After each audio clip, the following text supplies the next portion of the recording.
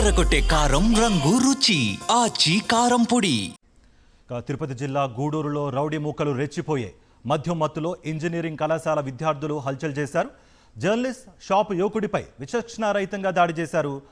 సాధుపేట సెంటర్లో దాడులకు సంబంధించిన దృశ్యాలు సీసీ కెమెరాలకు చిక్కాయి.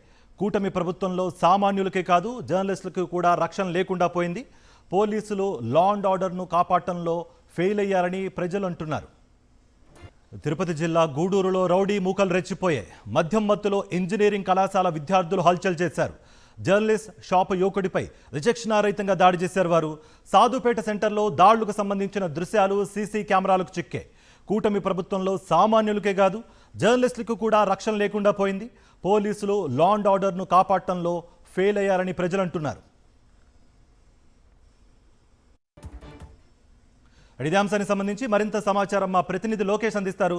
లోకేష్, అసలు తిరుపతిలో ఏం జరుగుతోంది? ఇంత జరుగుతున్నా పోలీసులు ఎందుకు చర్యలు తీసుకోవటం లేదు అన్న ఒక ప్రశ్న ప్రజల నుంచి వినిపిస్తోంది. అట్లీస్ట్ కేసులన్నా నమోదు చేశారా?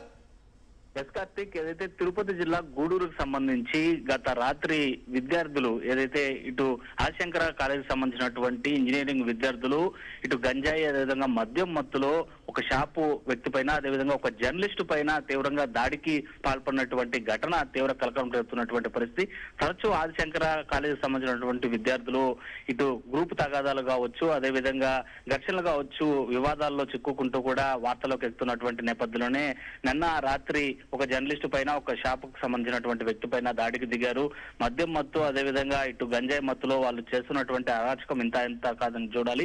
తీవ్రంగా కూడా ఇటు జర్నలిస్ట్ కూడా గాయపడినటువంటి పరిస్థితి. ప్రస్తుతం ఆయన ఆసుపత్రిలో చికిత్స పొందుతున్నారు. అయితే దీనిపైన కేసు నమోదు చేయాలని చెప్పి జర్నలిస్ట్ సంఘాలకు సంబంధించినటువంటి నేతలు కావచ్చు, అదేవిధంగా కొంతమంది జర్నలిస్టులు వెళ్లి గూడూరు సంబంధించినటువంటి 1 టౌన్ పిఎస్ లో ఫిర్యాదు చేసినప్పటికీ కూడా అది చిన్నపాటి ఘర్షణే కదా, దానిపైన ఏం చర్యలు తీసుకుంటామని చెప్పి కూడా వాళ్ళు లైట్ తీసుకుంటున్నటువంటి పరిస్థితి. అంటే తరచూ ఎన్నో ఘర్షణలు ఈ విధంగా ఆ విద్యార్థులు అక్కడ మద్యపానం సేవించడం, అదేవిధంగా ధూమపానం సేవించి గంజాయి లాంటి వగేరాలు తీసుకుంటూ తరచూ గొడవలు దిగుతున్నప్పటికీ కూడా దానిపైన ఫోకస్ చేయకపోగా ఇటు గాయపడినటువంటి వ్యక్తుల తరపు నుంచి కూడా ఫిర్యాదు ఇస్తే కూడా కనీసం 1 టౌన్ సంబంధించినటువంటి పోలీసులు దాన్ని పట్టించుకోవడంతో తిరుపతి జిల్లా ఎస్పీ దీనిపైన స్పందించాలని చెప్పి జర్నలిస్ట్ సంఘ నేతలు కావచ్చు, అదేవిధంగా గూడూరు సంబంధించినటువంటి ప్రశాంతంగా జీవిస్తున్నటువంటి ప్రజానీకం అయితే మాత్రం ఈ ప్రశాంత వాతావరణము పూర్తిగా మాకు కనుమరుగైందని చెప్పి కూడా తీవ్రమైనటువంటి ఆందోళన వ్యక్తం చేస్తున్నటువంటి పరిస్థితి గూడూరులో అయితే మాత్రం చాలా స్పష్టంగా కనబడుతుంది. Karthik. Right Lokesh, thank you for the update.